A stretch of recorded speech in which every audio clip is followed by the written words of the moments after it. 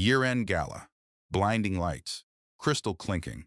Brittany, the beautiful 26-year-old assistant, stares straight at Maggie's 7-month baby bump, her mouth curling into a smile that never reaches her eyes. Brittany, voice honeyed. Loud enough for the whole room to hear, I had to ask Derek where to seat you. He said, pauses, deliberately dragging it out. Wherever's out of the way. Silence. The music plays on. Maggie doesn't look down, but her eyes cut across the room toward her husband, just 20 feet away. Derek heard it. She knows he heard it, because at that exact moment he turned away and laughed. Maggie, barely a whisper, just enough for herself, he has no idea. The company he's been running, it was never his. A wife who stayed silent for 6 years. A secret her husband never saw coming. And that night, everything began to fall apart.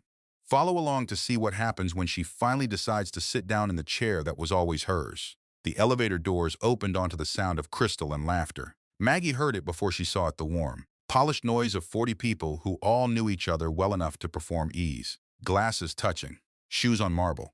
The specific frequency of a holiday party where everyone's job was also their identity, and everyone wanted to be seen. She stepped out of the elevator with her hand already resting on her belly, which had become a reflex sometime around month 5. A small private gesture that said nothing to anyone else but meant everything to her. The baby was quiet tonight. That was unusual. The baby was generally loudest in the evenings, small feet pressing against her ribs like a reminder that someone was there, even when no one else seemed to notice. The ballroom of the Wexford Hotel was decorated in winter white and gold. Tall arrangements of eucalyptus and ivory roses sat in heavy vases along the far wall. The bar was doing good business. A string quartet played something Maggie didn't recognize from a riser near the window. Their music low enough to be atmospheric but not loud enough to reach. She checked her phone one more time. Nothing from Derek. She had checked it 3 times in the car on the way over, and once in the lobby while the coat check woman smiled carefully at her stomach and said nothing at all. 3 times, hoping for something simple, something like "you look beautiful," or "I'll meet you by the bar," or just a period. Just proof that he had thought of her once in the last 4 hours. The screen stayed dark. She put the phone in her clutch and walked in. Her navy dress fit differently than it had when she bought it. She had known it would. The zipper had stopped about 1.5 inches short of fully closed, and she had spent 9 minutes in front of the bathroom mirror figuring out whether anyone would notice. She had decided they wouldn't, and then she had smoothed the fabric over the round of her belly anyway, practicing a smile she didn't quite feel yet, telling herself by the time she got there she would feel it. She didn't feel it yet. Derek was easy to find. He always was. 37 years old, dark hair, the kind of jawline that read as authority in a photograph. Comfortable in a room, the way some men simply are, not because they've earned it, but because no one has ever given them a reason to doubt it. He was standing near the far windows with a hand resting on a board member's shoulder, laughing at something Maggie was too far away to hear. His laugh was genuine. She knew his laughs. This one was real. He didn't look up when she came in. She got a glass of sparkling water from a passing tray, not champagne, though some small tired part of her wished it were, and stood near the edge of the room for a moment, finding her bearings. A few people nodded in her direction. One of the marketing directors said hello, and then was immediately absorbed back into another conversation. The way hellos at company parties always worked, warm and frictionless and completely without weight. She was 7 months pregnant and invisible. That was the first thing she understood clearly. Standing there, not invisible because she was small or unimportant or forgettable. She was all of those things tonight only because she had spent years becoming them, carefully. The way a person learns to take up less space when taking up more space seems to cause problems for everyone around them. She had learned to hold her opinions until they were asked for. She had learned to enter rooms and wait to be acknowledged rather than announcing herself. She had learned that Derek's confidence expanded to fill whatever room they were both in, and that her own seemed to compress accordingly, like breathing in when someone else needed the oxygen. She had learned all of this without ever deciding to. That was the part she hadn't understood yet. The champagne flute slipped in her hand. She caught it against her belly before it fell, the base of the glass pressing briefly into the curve of her stomach, and she exhaled, steadying herself. A few drops of someone else's drink caught the light before hitting the marble floor. Nobody noticed. Not a single head turned.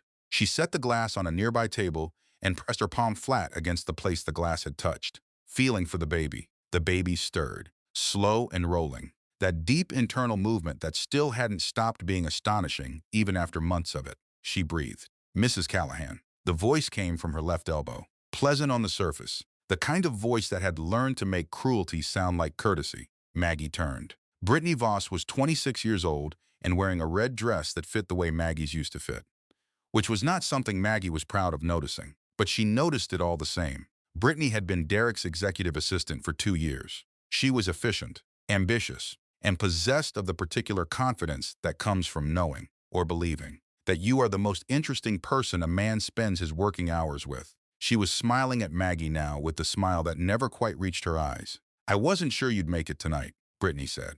"Derek mentioned you might stay home.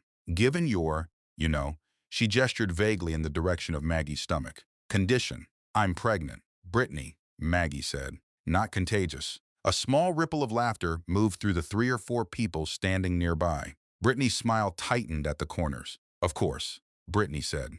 "I only meant that some women prefer to stay home this late in their pregnancy. It's less stressful. Fewer impressions to manage." She tilted her head slightly, the way a cat does before deciding something isn't worth the effort. "Although I suppose you don't really have to worry about impressions here, do you? You're not exactly part of the business side of things." The baby kicked. Maggie felt it sharp and clean beneath her palm. One solid press of a tiny foot against her ribs, and she kept her hand there and kept her face calm and waited. 1 breath, 2 breaths, for Brittany to be done.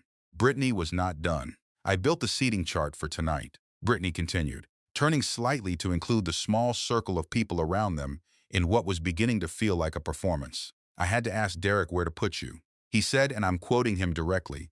She paused just long enough to make sure everyone was listening. "Wherever's out of the way." The silence that followed was 3 seconds long.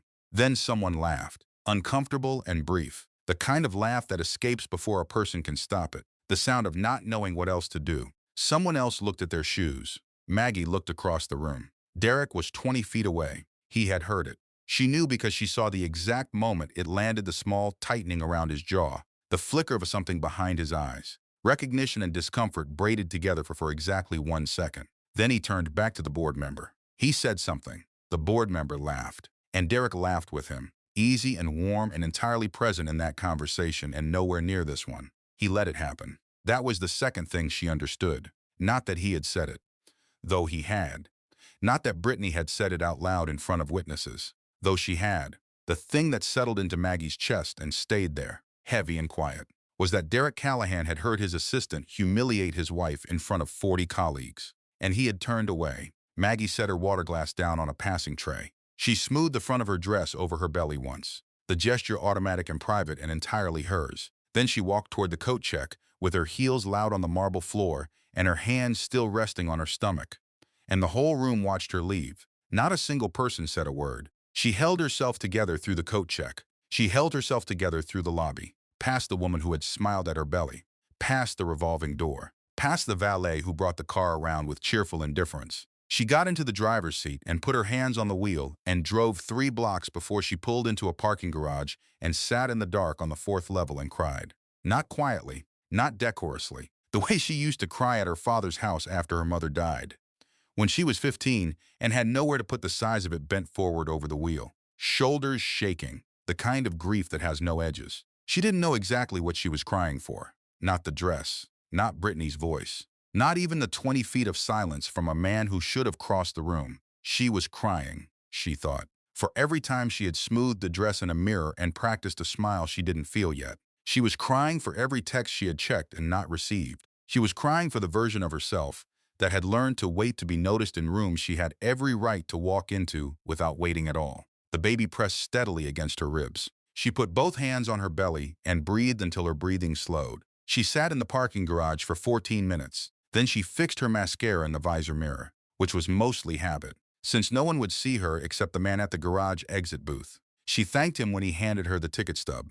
She drove home. The house was quiet. She had known it would be. Derek wouldn't be home for hours. She went into the nursery, turned on the small lamp in the corner, the one with the soft yellow shade that made the room feel like a held breath, and she sat down in the rocking chair and was still. The baby rolled slowly beneath her hands. She thought. He laughed. She thought. Wherever's out of the way. She thought. I have been out of the way for 6 years, and I didn't notice until tonight. She rocked slowly in the yellow light and waited for the feeling to pass. It didn't pass. It settled, instead, like a stone sinking to the bottom of still water, coming to rest in a place that felt permanent and honest and long overdue. The clock on the nightstand said 12:47 when she heard his key in the door. Maggie had not slept. She had tried, lying in the center of the bed, with a pillow between her knees the way the books recommended, feeling the baby turn and settle and turn again. The sheets were cool on her left side, the side that had been Derek's for 6 years, and she had been aware of the coolness of them in a way she usually managed not to be. She had turned the lamp on at midnight. She had picked up a book and put it down without reading a word. She had written 3 things on a legal pad and then closed it and held it face down on her lap. The door opened downstairs. She heard him move through the kitchen, heard the particular sound of a man trying to be quiet and not quite managing it. He smelled, when he appeared in the bedroom doorway, of whiskey and the faint cologne he always wore to these events, and of something harder to name, a looseness, a distance. The smell of a night that had continued without her. "You left early," he said. He said it from the doorway. Not coming in. Not an accusation dressed up as concern. Just an accusation. "Brittany told the whole ballroom you didn't want me there," Maggie said. She had practiced this, in the car, and then again, in the nursery, and again lying here. She had been afraid that when the moment came her voice would crack and she would lose the thread of what she needed to say. Her voice came out level.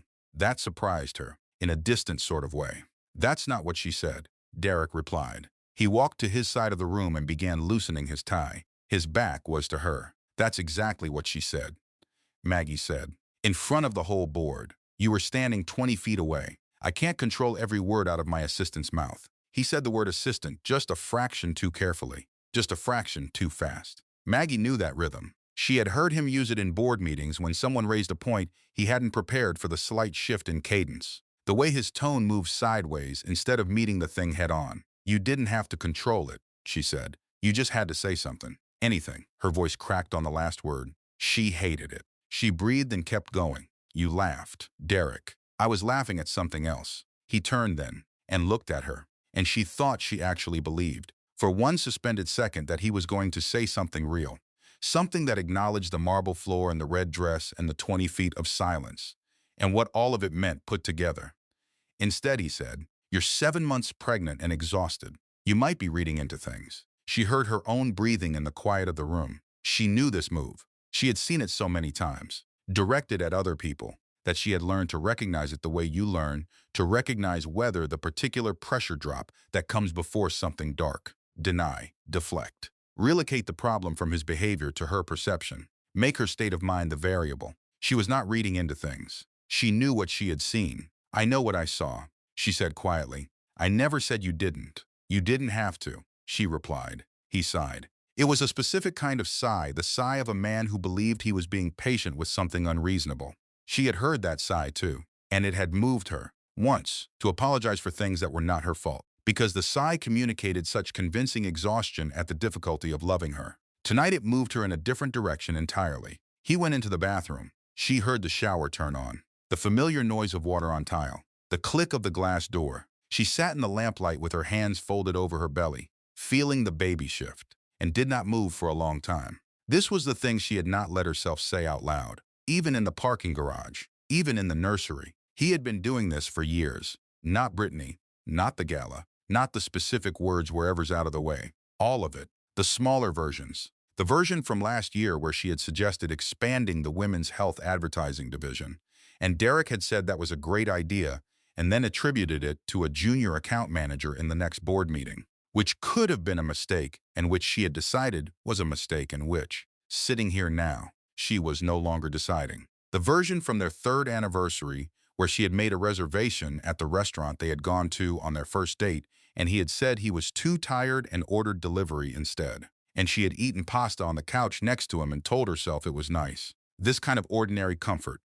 They didn't need the restaurant. The version from the memorial dinner her company had hosted 2 years ago for her late father, where Derek had leaned over and said, quietly, that she should probably tone down the emotional stuff. This is a professional crowd. Her father's memorial dinner. She hadn't thought about that night in months. She thought about it now, sitting in the lamplight while the shower ran, and felt something sharp move through her chest.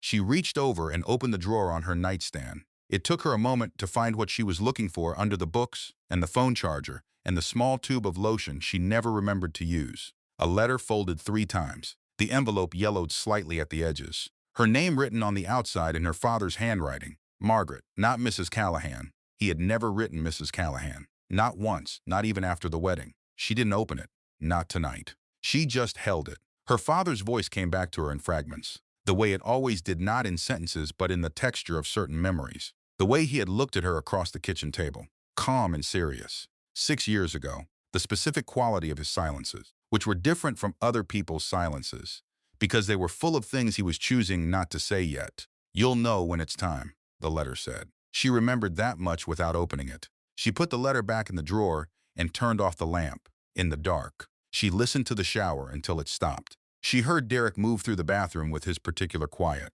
which was the quiet of someone who believed he was being considerate by not turning on the light in a room where someone might be sleeping. She was not sleeping. She was perfectly still on her side of the bed with her eyes open in the dark, following the ceiling with her gaze. He got into bed. He adjusted his pillow. He was asleep in 4 minutes. She could tell by his breathing. She lay awake beside him and thought about the things she had noticed and then unnoticed, the things she had known and then decided she had misread, the years she had spent editing herself in real time to stay 2 steps ahead of his discomfort. You might be reading into things. She had not been reading into things.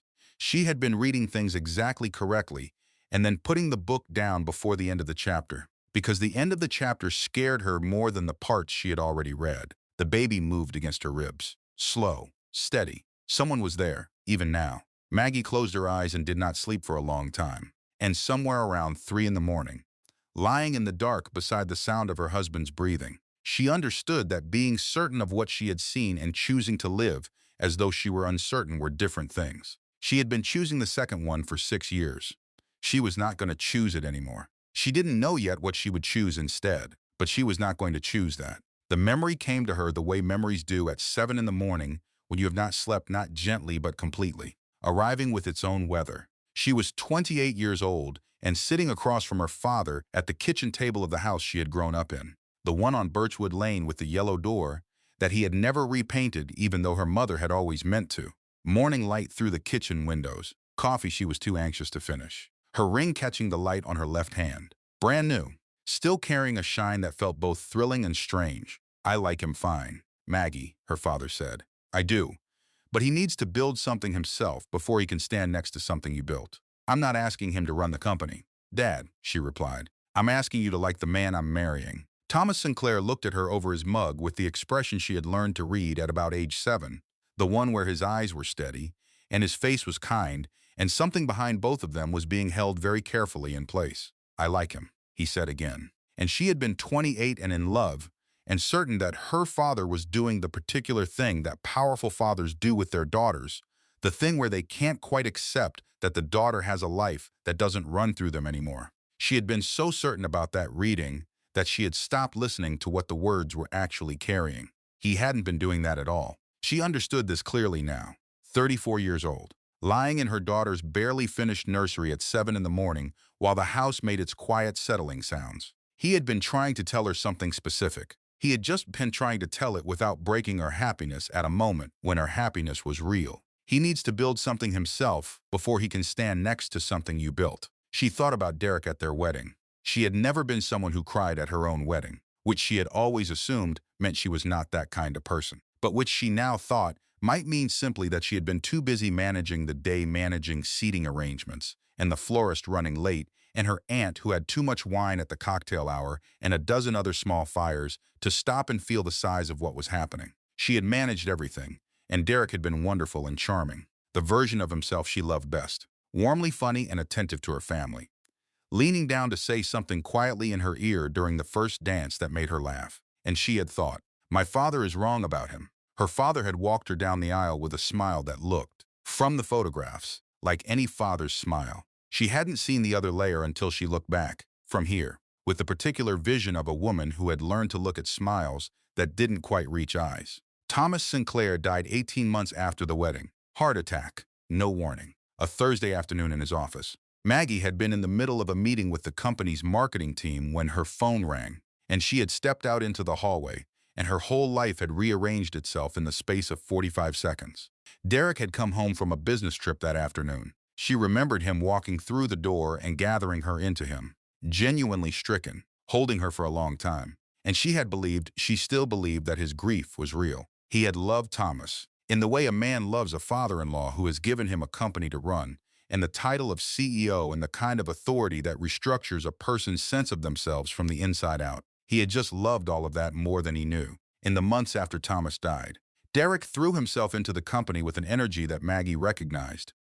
Now, as the energy of a man who had suddenly stopped having to share the room with the person who understood it better than he did, she had thought, at the time, that he was processing grief through work, which was a thing people did. She knew that. She had done it herself. She had not understood that he was also, without knowing it, expanding into the vacuum, the way gas expands to fill a container. He had doubled the client list in 3 years. That was true.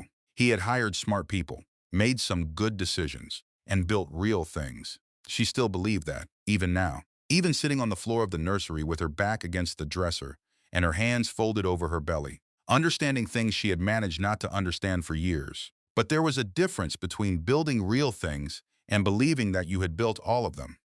There was a difference between running a company and owning one. And Derek had spent 6 years in a reality where those two things were the same. She had let him. That was the part she kept returning to. The part that sat less comfortably than her anger at Brittany or her hurt about the gala. She had let him. Not because she had been passive. Exactly, but because she had made a choice, a series of small choices, accumulating over 6 years to keep the peace rather than disrupt it. She had watched him take credit for her father's company and told herself it was actually his, because he was running it and she wasn't. She had watched him introduced at events as the founder's son-in-law and told herself the distinction didn't matter because the result was the same. She had told herself many things. She thought about what Carol had said at Maggie's 29th birthday, watching Derek work a room. He introduces you like you're a footnote to his own story. And Maggie had laughed and said Carol was being dramatic.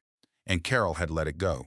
And neither of them had mentioned it again for 5 years. Carol was not dramatic. Carol was a labor and delivery nurse who had spent 11 years watching women perform fine in circumstances that were the opposite of fine. And she had a very precise instrument for detecting the gap between what someone said and what was actually happening. Maggie had always known that about her. She had just chosen not to apply it to herself. The baby pressed against her ribs, and Maggie pressed back. A small conversation. She thought about the letter in the drawer. She thought about Walter Briggs, who called every 6 months with the particular care of a man executing instructions from someone no longer alive. Asking the same question, are you doing all right? Is there anything you need from the trust? She had always said no. Everything was fine. She had said it so reflexively that she hadn't even wondered, until very recently, why he asked it that way. Not how are you? Not anything you need from your father's estate. From the trust. Specifically, she had not asked what the trust meant because she had not needed to know.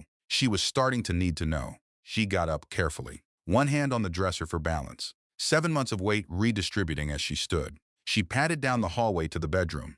Derek was still asleep. She stood in the doorway and looked at him for a moment, sleeping with the easy unconsciousness of someone who had not spent the night awake, and then she went to the kitchen and made herself tea and sat at the table where the morning light came in sideways, golden and cold, and thought about her father's voice. You'll know when it's time. She had not known, or she had known and not wanted to, which was a kind of not knowing with a different texture. Either way, the time was arriving now, whether she was ready or not. The way most things arrive not by invitation, but by accumulating weight until they can no longer be postponed. She put her hands around the warm mug and made a decision. She was going to call Walter Briggs. She was going to ask him, plainly and directly, what her father had actually left her. Not the number on a piece of paper. Not the surface of it. The real thing underneath. She was going to ask because she was ready, finally, to hear the answer. The 3 weeks after the gala had a particular texture that Maggie later thought of as the texture of a held breath. Derek was attentive for exactly 3 days.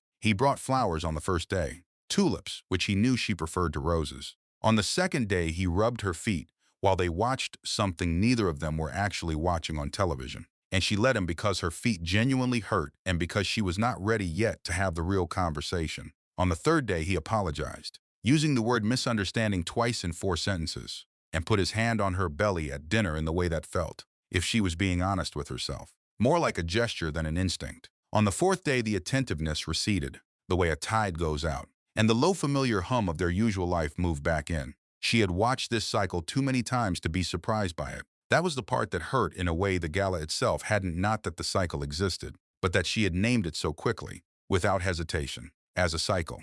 At some point, without noticing it, she had built an internal calendar for her own marriage, a predictive model of warmth followed by distance followed by something that required repair. And she had stopped expecting anything different. She hadn't wanted to know that about herself. And now she knew it, and she could not unknow it. The way you cannot unsee a shape once someone has pointed it out to you in a cloud. Carol called on a Thursday morning, which was Carol's half day. Coffee, Carol said. It wasn't a question. They met at the place near the hospital, the small one with the good decaf that Carol ordered for Maggie without asking. Because Carol had been ordering Maggie's coffee for 11 years and had tracked the pregnancy modifications with the same meticulous attention she brought to patient charts. Maggie sat across from her in the window booth, her coat over the back of the chair, her belly making the table feel closer than it used to. And Carol looked at her for 3 seconds before she said anything. "You've got the face," Carol said. "What face?" Maggie replied. "The one you had after your dad's funeral. Like you're holding something up, and you're the only one who knows how heavy it is." Maggie turned her mug in a slow circle on the table. Outside the window, the November street moved past. People in dark coats, a woman with a stroller, a delivery truck with its hazards blinking orange against the gray morning. "Derek let his assistant humiliate me at the gala," Maggie said. "In front of the board, in front of everyone." She said it plainly, without preamble or softening, and noticed that saying it plainly felt different from the way she had been turning it over in her mind, where it kept acquiring qualifiers. Maybe he didn't hear it quite right. Maybe Brittany didn't mean it the way it sounded. Maybe she herself was more sensitive than usual because of the pregnancy. Said plainly, it was just what it was. A fact. Carol was quiet for a moment. She did not look surprised. That was the thing that moved through Maggie's chest at an angle not surprise from Carol. Just a careful stillness. The way Carol's face went when she was listening hard and already absorbing something she would not say all of until she was ready. "I never liked how he introduced you," Carol said finally. "Have you noticed that? Not 'this is Maggie.' Always 'this is my wife.' Like your name was extra information someone might need if they wanted the details." Maggie had not noticed. She noticed now, in the way that new understanding sometimes lands all at once. The examples arriving in sequence before she had even finished registering the first one. Every event, every dinner party, every conference reception where Derek moved through the room with his hand at her back and said, "This is my wife," to person after person. Never Margaret, never Maggie. The name she had carried for 34 years, reduced to a category. "He's been embarrassed of you since the wedding," Carol said, and then before Maggie could respond, "Not of you, of what you represent, a woman who didn't need him for anything, who came with a company already built. And so he spent 6 years trying to convince everyone in the room, including himself, maybe that he built the thing he's standing next to." "That's not fair," Maggie said quietly. "He has built things. He has. The company is bigger than it was when he took it over." "I know," Carol said. "And I'm not saying he hasn't worked. I'm saying there's a difference between working and needing, and Derek needs to believe the company is his." "Maggie, because if it isn't, if it was yours all along, then what does that say about the story he's been telling about himself for 6 years? Maggie looked at her coffee. There were things she had been planning to say to Carol today. The letter, and the drawer where it lived, and Walter Briggs's careful twice-yearly phone calls. She had been planning to work up to it, slowly, because saying it out loud made it real in a way that keeping it private still allowed her to control. She said it plainly instead.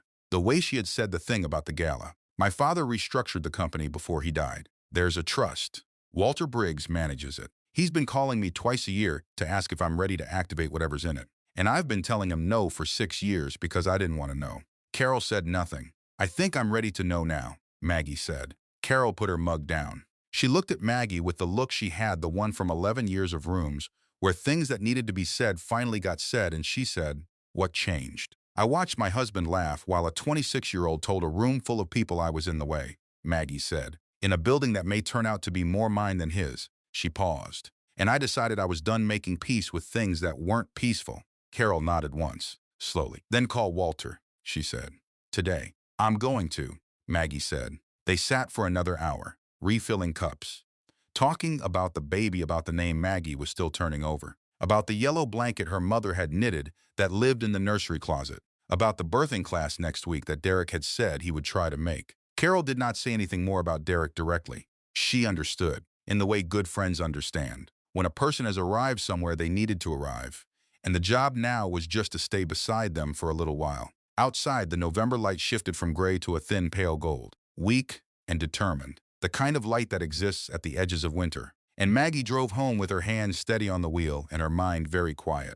The quiet that is not peace has a specific quality, she thought. It is the quiet of something that has just made up its mind. She had heard it in her father's silences, in the pauses before his most important sentences. She understood now that she had inherited it along with everything else. She called Walter Briggs that afternoon. He answered on the second ring. "Maggie," he said, and his voice had a warmth in it that she recognized as relief, careful and long-standing. The relief of someone who has been waiting for a particular phone call for a very long time. "I think it's time," she said. "I'd like to come in." "I was hoping you'd say that," Walter replied. "Are you free Friday morning?" "I'll make myself free," she said.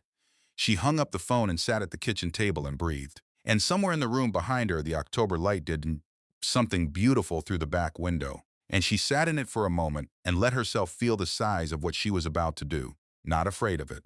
Not yet, just aware of it. The way you are aware of weather before it arrives. Walter Briggs's office smelled exactly as it had when she was 9 years old, visiting with her father. Leather and old paper, and the specific warmth of a room where the radiator had been running for decades. Dark wood shelves. Files stacked with the orderliness of a man who had been organized for 50 years and expected no change to that system. A window that overlooked an alley, where a stripe of gray November sky was visible above the buildings across the way. Maggie sat down in the chair across from Walter's desk, the same chair. She was almost certain, where she had sat at 9, reading a book about horses while her father and Walter spoke in low voices, about things she hadn't needed to understand yet. She remembered the smell of the book more clearly than its title. She remembered the feeling of being trusted to sit quietly in the room where important things were happening, which was different from being asked to wait outside, and which had communicated something to her about how her father saw her even then. Walter was 61, silver at his temples.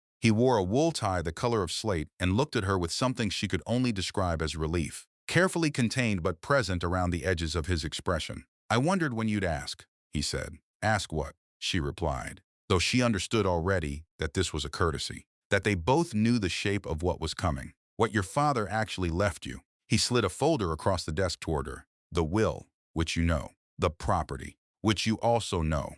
And the trust, which most people have assumed is a straightforward inheritance mechanism, but which is somewhat more structural than that." She opened the folder. Her name was at the top. Not Margaret Callahan. Not Mrs. Callahan. Margaret Elaine Sinclair, written in the clean, precise type of a legal document that had been drafted a long time ago by someone who knew exactly what he was creating. 51%, Walter said, of voting shares. Held in trust under your maiden name since 8 months before your father died. He spent the last 2 years of his life restructuring the ownership specifically so that you would have majority control, if and when you chose to exercise it. She read the numbers. She read them again. "Derek doesn't know," she said. Derek was told, when he was appointed CEO, that the board held controlling interest in the company and that he operated with their approval. That is technically true. He was not told who specifically holds the majority seat, because the trust was structured to keep that private unless you chose to disclose it.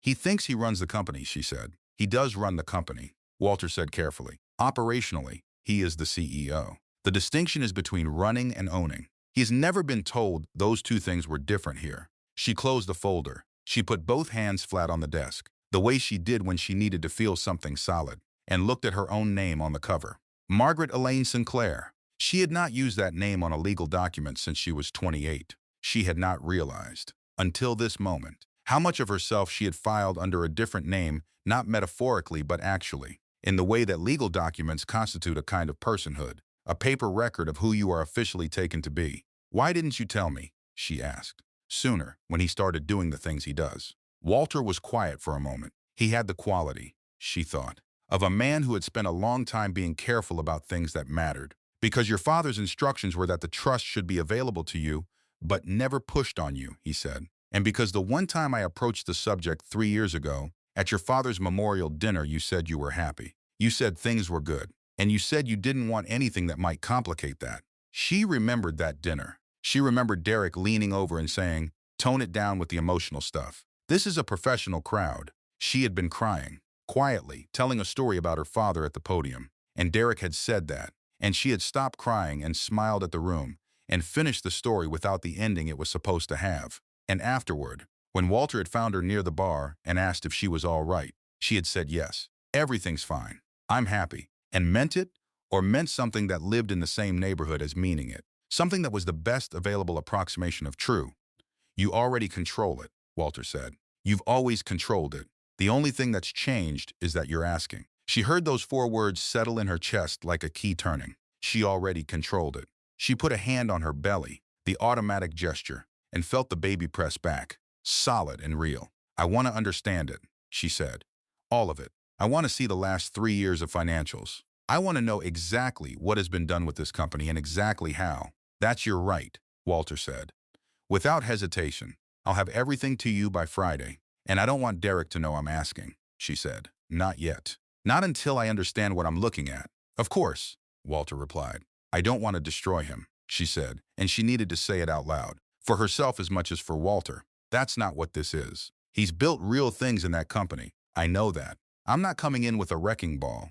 Walter looked at her steadily. Maggie, he said, nobody's asking you to destroy anything. What I gently suggest. From 31 years of watching people protect other people from the consequences of their own choices, is that there's a difference between destroying someone and simply stopping the work of protecting them. He paused. That's a different thing entirely. She sat with that for a moment. She thought about every board meeting she had not attended, every decision she had deferred because the company felt like Derek's world, his expertise, his space. She had never been asked to stay out of it. She had never been told, no, this isn't yours. She had just not entered. She had waited by the door for 6 years, holding the key in her hand, and called it peace. Thank you, she said quietly.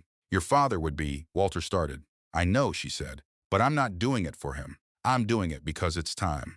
She stood, gathered her coat, said goodbye to the receptionist she had known since she was 9 years old and who still called her Miss Sinclair out of what seemed like genuine reflex, and walked out into the cold November air. She drove to the office supply store. She bought a large legal pad, 3 different colored pens, a folder of her own. She drove home and sat at the kitchen table and began writing a list of questions, starting with the ones she should have been asking for years. The writing felt good, clean. The scratch of the pen on the paper had a quality she hadn't expected: purposeful, unapologetic. The sound of a woman who was done asking permission to understand her own life. She wrote for an hour. The baby moved against her ribs the whole time, steadily, like someone keeping her company. The birthing class met on Tuesday evenings in a room on the 2nd floor of the hospital, a room with very good lighting and a circle of chairs and a stack of folded blankets near the window that smelled faintly of lavender. Maggie arrived at 6:48, 12 minutes early, and chose a chair that was not quite at the center of the circle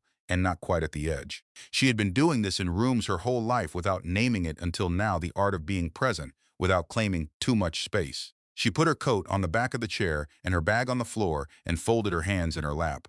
The other women arrived in pairs. All of them, or nearly all. 2 women with their husbands. Both husbands wearing the expression of men who were being good sports about something they found faintly overwhelming. 1 woman with her mother. Both of them comfortable together, finishing each other's sentences about parking. 1 woman with a woman who might have been her partner or her sister. Maggie couldn't quite tell, but who held her hand with the easy familiarity of someone who had been holding it for years. The instructor was a woman named Donna, late 40s, calm in the specifically professional way of people who have spent decades managing other people's most overwhelming moments. She wore a cardigan, the color of moss, and spoke with the measured warmth of someone who has given the same welcoming speech 200 times and still manages to mean it. Welcome, everyone, Donna said. Let's go around the circle. Tell us your name, how far along you are, and something you're looking forward to. Maggie's turn came third. I'm Maggie, she said. 8 months. I'm looking forward to meeting her. Do you know it's a girl? The woman next to her asked, and Maggie smiled and said no. They hadn't found out. It was just a feeling. The class moved through its material. Donna talked about stages of labor in a clear and practical way that Maggie found genuinely helpful, taking notes in her small handwriting, trying to absorb information that felt vast and foreign and important. She followed along with the breathing exercises, which felt a little absurd doing alone in a chair, but which she did anyway, because she was going to need them. Where's your partner tonight? Donna asked, not unkindly, about 40 minutes in, scanning the room with the alert attention of someone who notices all the things going on at once. Maggie looked up. Working, she said. The word came out easily, the way practice things do. She had used it at the 20-week anatomy scan, too, when the technician had asked and then tactfully looked away from the empty chair beside her. She had used it at the prenatal nutrition class last month, and at the check-in with the OB where the nurse had asked whether her support system was in place. Working, the lie was neat and portable and covered a lot of ground efficiently. She noticed, as she said it now, that she no longer even felt the small, necessary twinge of something that made it feel like a lie. It had become so ordinary that it just sounded true, which was its own kind of terrifying. The class ended at 8:30. Maggie got her coat, said goodbye to Donna, declined the offer of the handout packet she had already photographed with her phone, and walked to the parking garage with her hands in her pockets and her head down against the cold. She sat in the car for a long time before turning the key. The radio stayed off. She thought about the circle of chairs. She thought about the woman with the partner who held her hand with the easy familiarity of someone who had been doing it for years. She thought about Derek, who had told her he would try to make this class, which was the language of a man who already knew the answer was probably no and was leaving himself appropriate distance from the commitment. He had not tried. He was not here. He had not come to a single class. He had missed the 20-week scan for a client dinner, a dinner she knew about, a dinner that had been on the shared calendar for 3 weeks, which meant it had not been an emergency and had been a choice. He had stood 20 feet away and laughed when his assistant told a room he didn't want her there. She sat in the parking garage and let it all be true at the same time. Not managed, not softened, not explained away with the comforting language of he's been stressed or he doesn't handle emotional situations well, or I know he loves me even when he can't show it. Just the facts of the matter, assembled side by side, taking up exactly the space they had always taken up before she had figured out how to make them seem smaller. She drove home. The house was quiet. Derek's car was in the driveway, which surprised her, and she found herself bracing as she came through the door for what she wasn't sure. Some version of a conversation she wasn't ready to have in the parking garage dark, but his study light was on and the door was closed, and she understood he was working, the real working, the kind that meant she would not see him until she was already asleep and he was already thinking about something else. She went upstairs. She changed into the oversized shirt she slept in. She told herself she would get into bed and read and sleep, that sleep was what she needed, that she was 8 months pregnant and sleep was the useful, practical, necessary thing. Instead, she ended up in the nursery closet at 11:47, sitting on the floor, refolding the baby clothes. She had folded these clothes twice already this week. She knew that. She also knew that folding small things at midnight when her mind would not quiet was something she had been doing since she was a teenager. Since the year her mother died, and the house went strange and quiet, and she had reorganized her entire bookshelf 3 times between February and May because her hands needed something small and manageable when everything else was vast and unmanageable. She folded the tiny socks. She folded the tiny hats with their animal ears. She unfolded and refolded the sleep sacks until they were perfect. She took out the yellow blanket her mother had knitted soft and handmade, slightly uneven at the edges because her mother had taught herself to knit from a library book and had been charmed rather than bothered by her own imperfections. And she held it for a long time before she put it back. "I don't know how to do this alone," she said. She said it out loud, to no one, to the closet, to the baby. Her voice surprised her with how steady it was. "I don't know how to be his wife and my own person at the same time." She paused. "I don't think I've managed it. Not in a while." And then she cried. Not the parking garage crying, which had been shock and hurt and the release of a held breath. This was deeper. This was the crying that comes from the bottom of something. The place where the self lives when the performances are done and the explanations are set aside.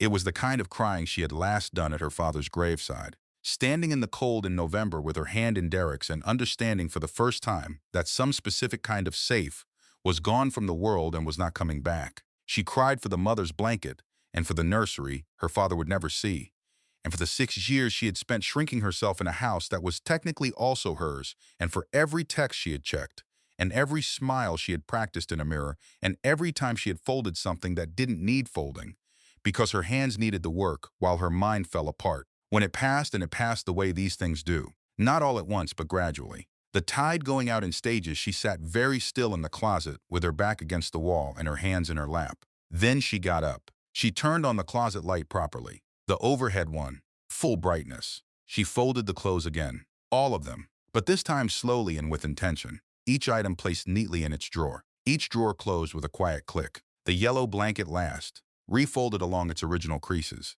set in the center of the top shelf where she could see it. She stood back and looked at the closet. Everything in order, everything ready. "I know what I saw."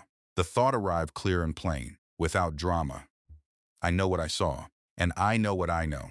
And I deserve better than what I have been accepting. She turned off the light. She went to bed. She lay on her side with the pillow between her knees and her hand on her belly. And for the first time in 3 weeks, she fell asleep before midnight. Because something had shifted below the surface. The way tectonic things shift. And the body registers relief even before the mind catches up. The kitchen was dark at 1 in the morning. Maggie had woken to the sound of Derek's car in the driveway. He had been at a dinner. Some late client thing. The fourth one this month. And found herself fully awake in a way that made returning to sleep feel like a project she lacked the equipment for. She had lain still for 7 minutes, counting the reasons she might be awake, none of which were interesting enough to justify continued engagement with. Then she got up. The kitchen in the small hours had a quality she had always found useful. The counters were clean. The lights were amber. The world was very quiet. It was a room that had no performance requirements. No impressions to manage. Nothing she owed anyone. She put the kettle on and got the letter from the drawer in the bedroom,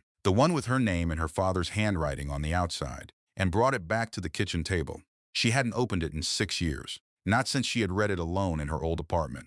28 years old, 3 weeks before her wedding, shaking slightly, thinking, he knew something I don't know yet, and he put it here for when I need it. She unfolded it now. Thomas Sinclair's handwriting was like Thomas Sinclair, disciplined, legible, the kind of handwriting that had once been taught as a matter of character and which he had maintained through sheer will long past the age when anyone else seemed to bother. Black ink. He always used black ink, she read.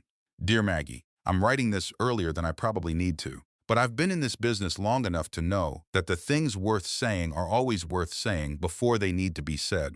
If you're reading this, because the time is right and everything is fine, put it back in the drawer and carry on. If you're reading this because you need it, I hope it helps. I built this company so that no one not aboard, not a market downturn, not a man who doesn't yet understand what he's standing next to, could ever take from you the thing that's rightfully yours. The trust is yours entirely, in your name, administered by Walter. It does nothing on its own. It waits for you. The way I always trusted you to know when things needed to be acted on. You have always known. You were 8 years old when you told me the marketing campaign we ran that fall was wrong because it didn't say anything true about the product. And you were right. And I changed it. You have always known. I'm sorry I won't be there to see you use it. I've had some indications that the time may come sooner than either of us would choose. And I want this letter to be where it should be. Do not do this out of anger. Anger is useful for knowing something is wrong, but it is not useful for deciding what to do about it. Use it when you're ready. Use it when it's yours to use, not to take back something that was taken, but to step forward into something that was always waiting for you. And Maggie, when you do, don't do it small. Don't apologize for the space you take up. I built the whole thing for you to have all of it. With love, Dad. She read it twice. She sat with her hands flat on the table on either side of the letter, feeling the warmth of the mug on her right palm, feeling the cool surface of the table on her left, anchoring herself to the room. Her father had known, she thought, not everything. He hadn't known the gala or Brittany Voss or the birthing class with the empty chair, but he had known the shape of what could happen. He had known that a man who needed to stand next to something great might eventually need to believe that great thing was his alone. He had known that the something great in question was his daughter, not his company, and that the company was only ever meant to be the proof of the first thing. The kettle finished and she made her tea and sat back down. She was not angry anymore, not in the burning way of the parking garage or the nursery floor.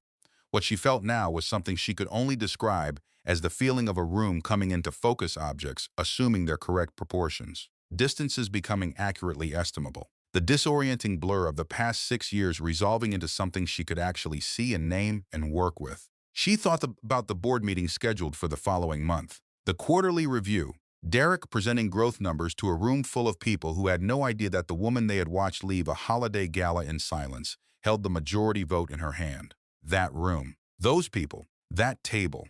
She thought about Brittany Voss saying, "Wherever's out of the way," and Derek's laughter 20 feet away, and the marble floor under her heels. She thought about her father saying, "Don't do it small." She picked up her phone.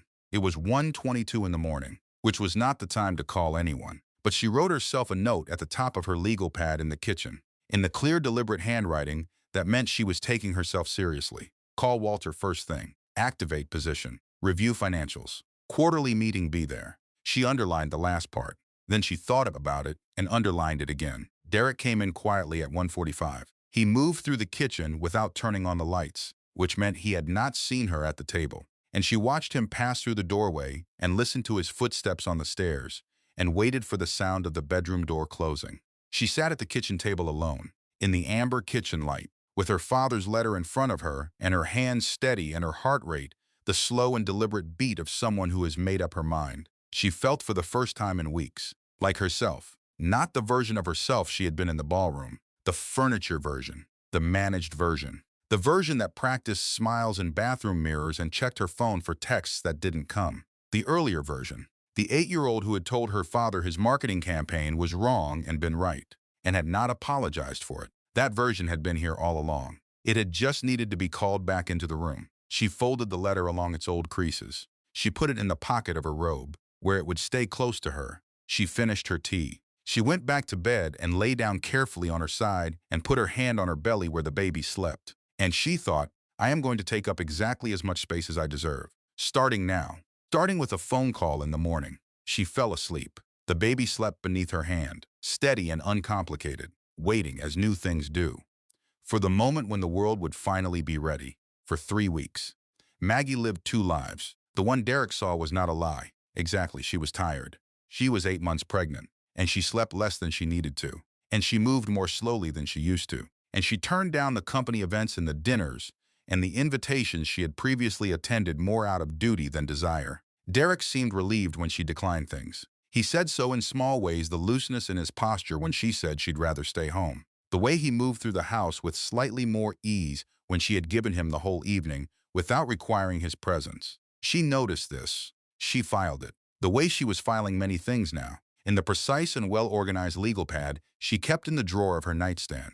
The other life happened at the kitchen table after midnight. Walter had everything to her by the following Friday. 3 years of financials, board minutes, a summary of every structural decision made at the company level since Thomas Sinclair's death. He sent it in a plain envelope addressed to Margaret Sinclair, which she opened at the kitchen table with the kind of attention she hadn't given anything in years. She had not gone to business school. She had studied art history at a small college in Vermont, which she had loved entirely and which had nothing to do with operating a media company, or so she had always believed. She had spent the first 2 years of her marriage telling herself that Derek's corporate instincts were a thing she lacked and which he supplied, that the company lived in his expertise the way their home lived in her management, a division that had seemed reasonable when she was still choosing to see it as reasonable. What she discovered, going through the documents, was that she understood more than she had given herself credit for. The numbers read like a language she had learned somewhere and then stopped practicing, the grammar returning as she went. Her father had talked about the company at dinner for her entire childhood, and she had absorbed it the way children absorb the things their parents care most about, through the texture of everyday life, through overhearing, through sitting quietly in offices that smelled of leather and old paper while important conversations happened around her. She was not a finance person, but she understood the shape of things. She understood ratios and patterns and the places where a number went missing without a clean explanation. There were several places where a number went missing without a clean explanation. She found the marketing budget reallocation on a Tuesday night at 11:40, when the house was quiet and Derek had been asleep for an hour, and the kitchen was amber-lit and still. Brittany's promotion, the title change and the raise, which had gone through 6 months ago, had been funded not from the executive compensation budget, but from the dedicated line for women's health advertising development, a line that Maggie had once proposed to her father, years ago, before she had stopped proposing things. She sat with that for a long moment. Then she wrote it down on her legal pad, in her careful handwriting, and moved to the next page. Nothing she found was illegal. She wanted to be precise about this with herself, because the story she could tell was a simpler one, the story of a husband who had misused funds, made bad decisions, treated the company as his own personal resource. That story would have been easier to act on. It also would not have been completely true. The truth was more complicated. Derek was not corrupt. He was a man who had been given authority without oversight, and who had exercised it with the particular smallness of someone who did not understand what he was protecting. He had made decisions that prioritized image over substance, comfort over challenge. He had awarded Brittany with resources that belonged elsewhere, which might have been loyalty or might have been something else, but which was either way wrong. He had run a company belonging to someone else as though it were his own, which was exactly what he had been invited to do, and had done it in the self-serving way of people who are never required to account for themselves. She was going to require him to account, not as punishment, as the simple, obvious, long overdue consequence of having someone in the room who had the standing to ask the questions. She called Carol on a Wednesday evening. "I'm signing the proxy this week," she said. "You sure?" Carol replied, not doubting checking. There was a difference. "I'm not doing it to punish him," Maggie said. "I want to be clear about that. I've thought about it every single night for 3 weeks, and that's not what this is." "Then what is it?" Maggie thought about the letter. She thought about the nursery floor and the parking garage, and the circle of chairs, and the woman holding the hand of the person who had been holding it for years. "I'm done asking his permission to exist in my own life," she said. "That's what it is." Carol was quiet for a moment. "That's not revenge," she said. "That's just finally standing up." "I know," Maggie said. She signed the proxy that night, alone, at the kitchen table. At 12:17, the house dark and quiet above her. Margaret Elaine Sinclair. Her pen moved steadily across the line, and she wrote the name the way she imagined a person writes their name when they are 28, and just becoming themselves with the full weight of the thing, with no part of it held back or compressed or apologized for. Margaret Elaine Sinclair, not Callahan, not the wife, not wherever's out of the way. Her name, in full, on a document that meant what she said it meant. She looked at it for a long time after she finished. The baby was awake, pressing slowly and insistently against her ribs. The rhythmic pressure she had come to think of as a kind of conversation. She pressed back with 2 fingers. The pressure shifted slightly, the way it always did. Answering, she thought about her father, who had sat in an office smelling of leather and old paper and written her a letter she wasn't ready to read for 6 years. She thought about Walter Briggs, who had been waiting with the patience of someone carrying a long-term promise. She thought about the room on the 40th floor with its glass walls and the chair at the opposite head of the table that had sat empty through every quarterly meeting for 6 years. Technically hers, undiscovered, waiting. She sealed the signed proxy in its envelope. She put it in her bag. She went to bed. She lay on her left side with the pillow between her knees and her right hand flat on her belly, and she looked at the dark ceiling, and she felt not triumphant, not afraid, not angry. Something steadier than any of those. The feeling of a person who has walked a long way to stand at a particular door and has finally raised her hand to knock. She was done waiting. The morning of the quarterly meeting was cold and clear. Maggie dressed carefully. Not in a performance way she had spent the previous night returning to that impulse and redirecting it, because this was not a performance. And the moment she made it one, she would lose the thing she was trying to hold. She dressed the way she dressed for appointments she took seriously. Well, but for herself, not for the room. Dark trousers with an accommodating waistband. A deep green blouse that her mother had once said made her eyes look like she knew a secret. Low heels. Because 8 months pregnant on heels in a conference room was a statement she didn't need to make. Walter arrived at the building lobby at 9:50. He wore his wool tie and carried his briefcase with the ease of someone who had been walking into important rooms for 30 years and had long since stopped finding them interesting. "Ready," he said. "Yes," Maggie said. They took the elevator to the 40th floor. The glass-walled conference room was visible from the elevator bank, and she could see Derek already at the head of the table, pointing at a slide. The room full. Brittany to his right with her tablet and the particular posture of a woman who has decided that proximity to power constitutes power. Maggie had met Brittany's version of that posture in boardrooms her whole life attached to different people, but otherwise identical. The confidence of someone who has not yet been asked the right questions. She stood outside the glass for one moment, not because she needed it, but because she wanted to give herself the choice. She was here. She could walk away. She was not walking away. She pushed open the door. The hinges made a quiet sound that the whole room heard. Derek's sentence stopped mid-word.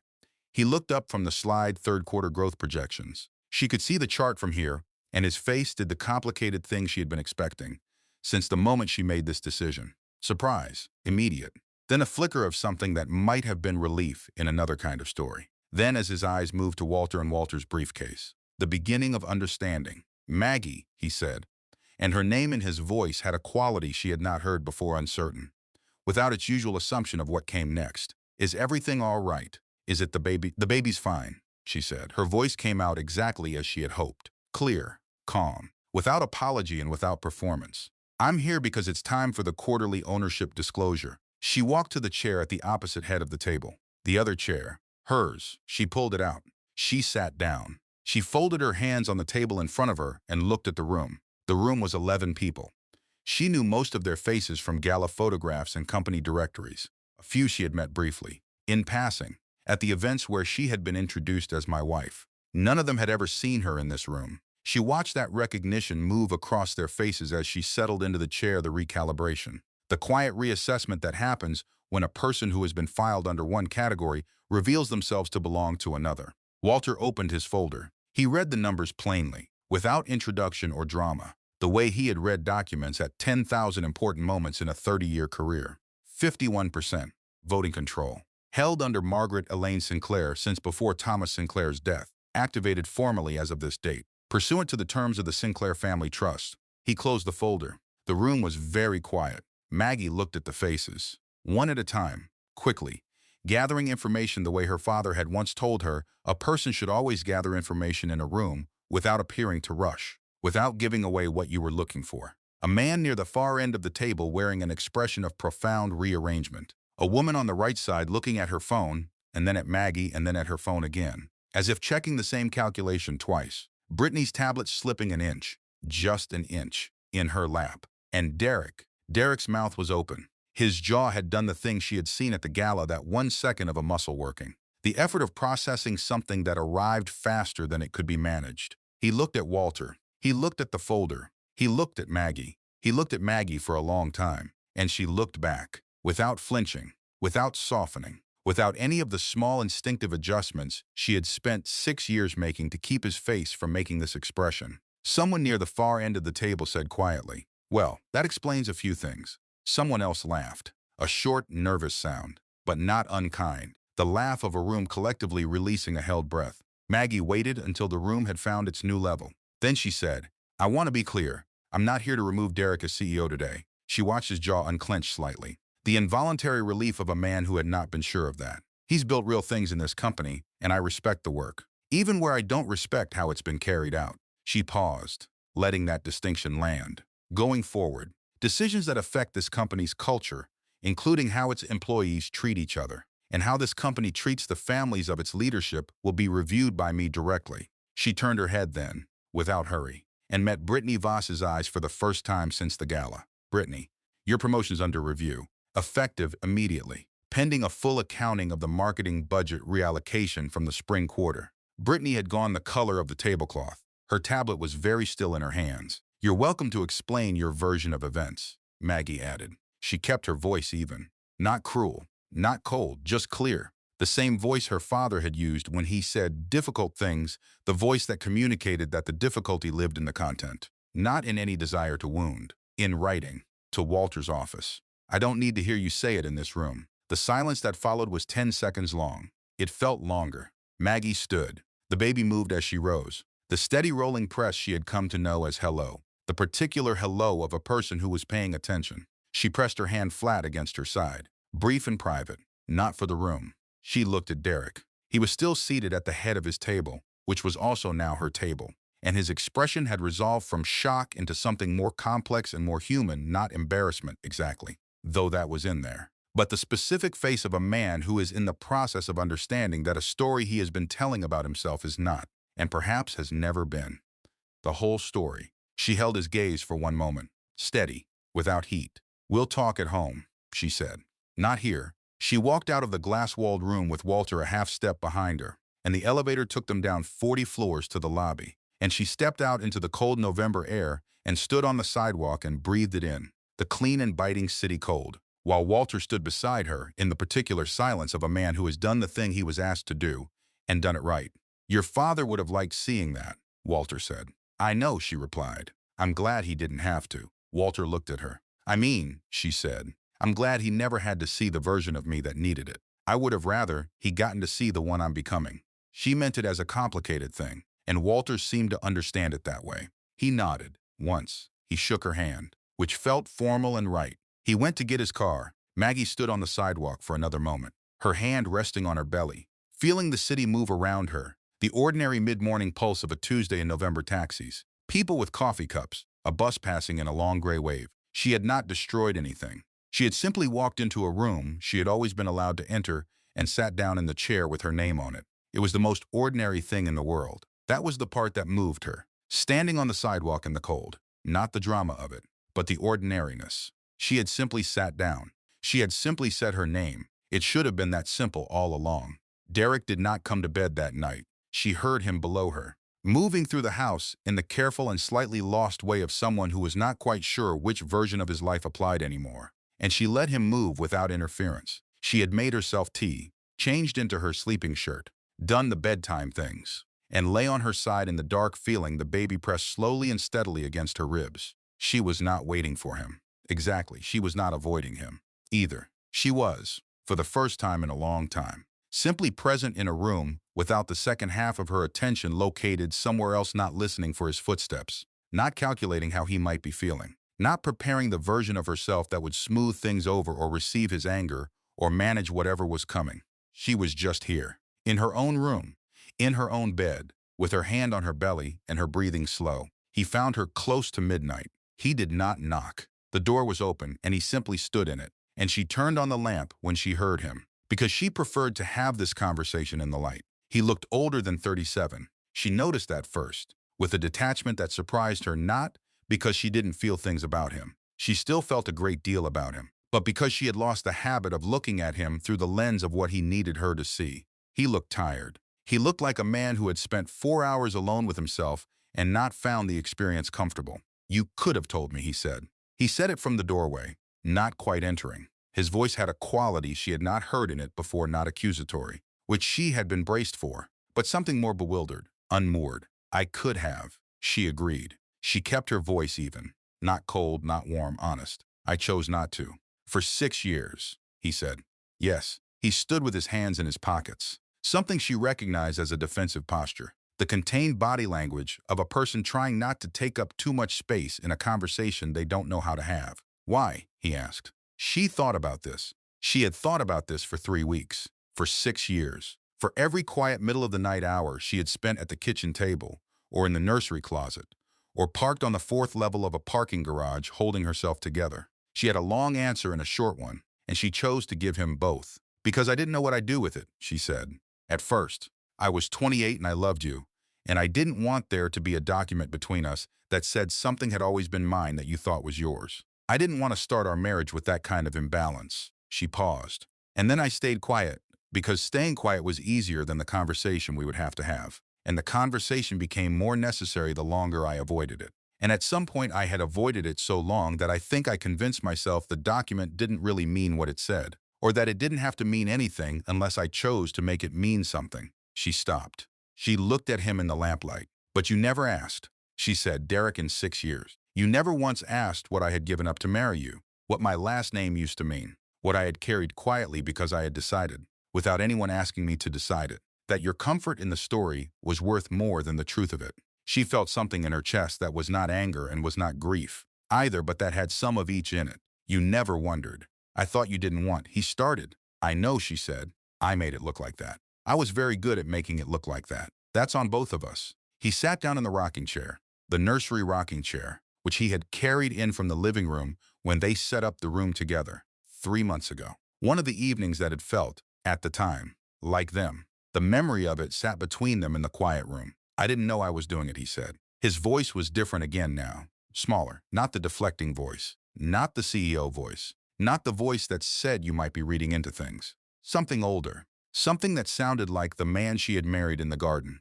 who had leaned down during the first dance to say something in her ear that made her laugh. "The thing with Brittany at the gala, I know you didn't mean it," she said. "I genuinely believe that." He looked up at her. "You laughed," she said simply. "You heard her say those things, and you laughed because you didn't know how else to handle it in the moment, or because handling it would have cost you something in that room that you weren't ready to pay. I don't know which one it was, but Derek not meaning to do something and not doing it are different things. You've been not meaning to do things to me for 6 years, and they accumulated." He sat with that.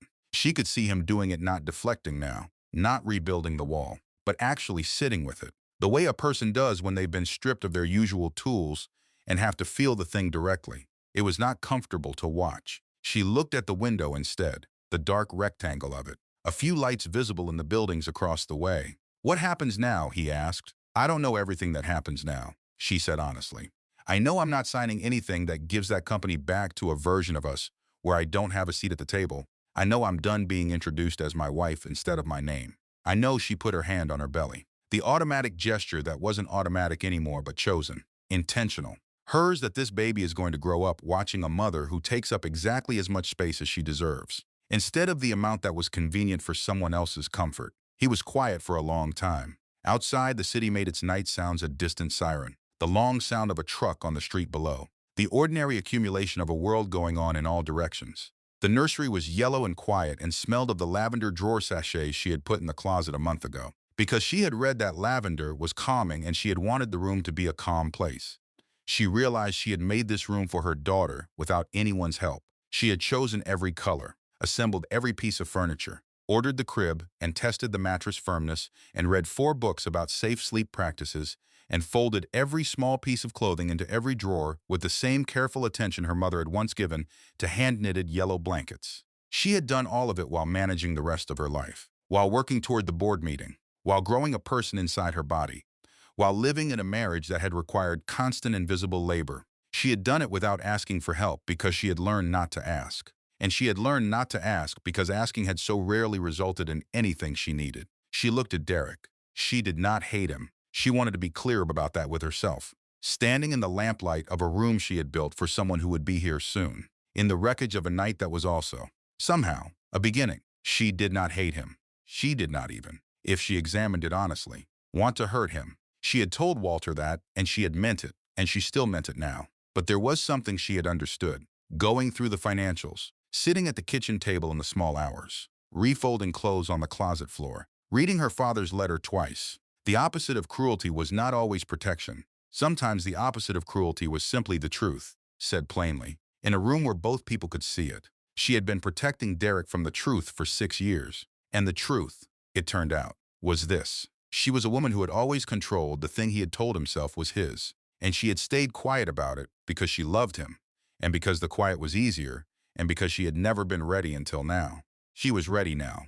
"I'm not asking you to leave tonight," she said, "and I'm not asking you to stay either. Some decisions don't have to happen tonight." She smoothed the front of her shirt over her belly, the old automatic gesture, but she let herself keep it now not as performance or comfort or apology, but as what it had always been. A private communication between herself and the person she was carrying. "What I am saying is that whatever comes next for the two of us is going to be decided honestly. No more managing. No more silence where the real things should be." He nodded slowly. He did not have, she noticed, an argument.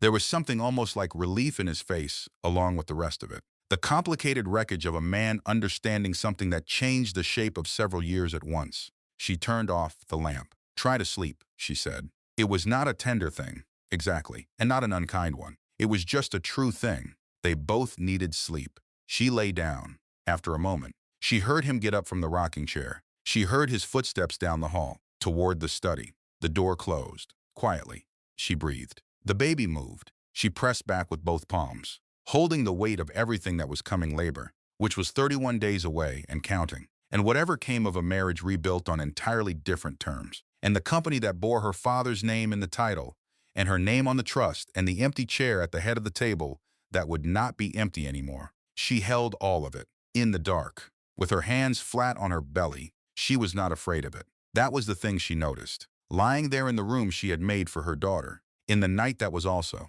somewhere below its difficult surface, the beginning of something better. She was not afraid. She was 34 years old.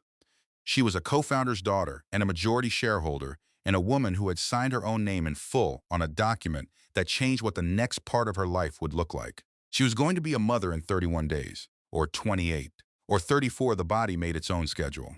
The books were very clear about that. She was going to sit at the head of a table she had always been allowed to sit at. She was going to stop introducing herself by a category and start introducing herself by name.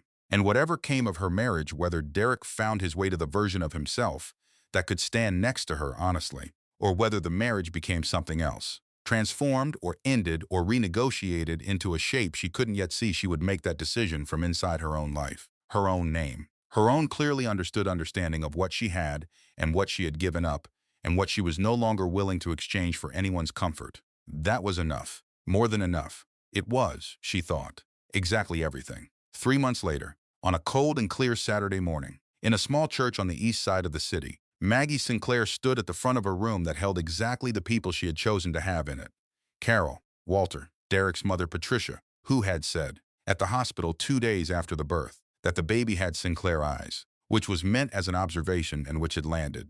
For Maggie, as a kind of acknowledgement, Derek's college friends, the two she had always genuinely liked, her own college friends, most of them, the ones who had driven from the cities they had scattered to after graduation, who had filled a hospital waiting room with gas station coffee and bad jokes, and been the particular kind of present that means something. Derek standing a careful distance away. Present, because she had invited him. Still finding the shape of what they were becoming, the two of them. In the aftermath of an evening that had cracked the old version of their marriage open and not yet revealed what would grow in its place. She was still deciding whether she wanted to offer him the terms of rebuilding. Some days she thought yes. Some days she thought the kindest thing she could do for both of them was to make different choices entirely. She was letting herself not know, which was a skill she had recently been learning. The skill of tolerating incomplete information without rushing to resolve it. She had spent most of her adult life rushing to resolve things. She was done rushing. She held her daughter,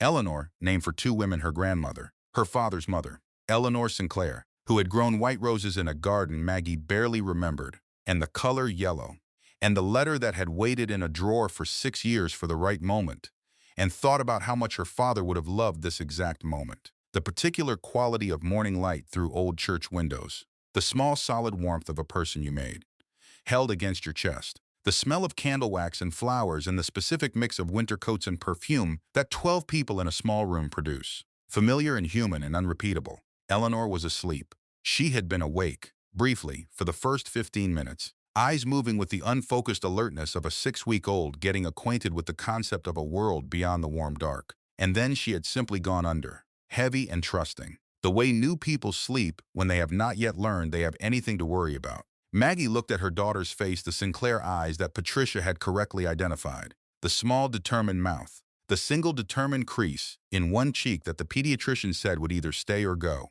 No way to predict, and she thought about the woman she had been at 28. Certain her father was wrong about the man she loved. Certain she knew the shape of the life she was walking into. Certain that the trust document was just a formality, a technicality, the kind of thing that existed in a drawer and never needed to mean anything, because everything would be fine and she was happy and happiness was enough. She had not been wrong, exactly. She had just been early. She had not yet lived enough of the story to know where it was going. She knew where it was going now.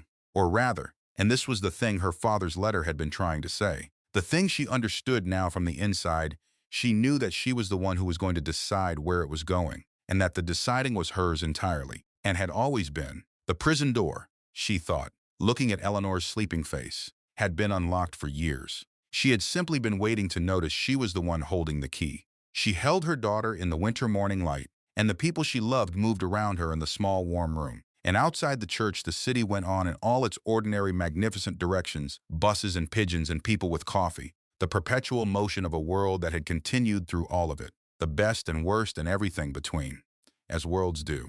Eleanor's fingers curled around Maggie's finger, small, strong, certain. She pressed back, as she always had, as she always would, the small private conversation of two people who had found each other in the most literal possible way, beginning a life she intended to live entirely, in her own name, at the table that had always been waiting for her to sit down.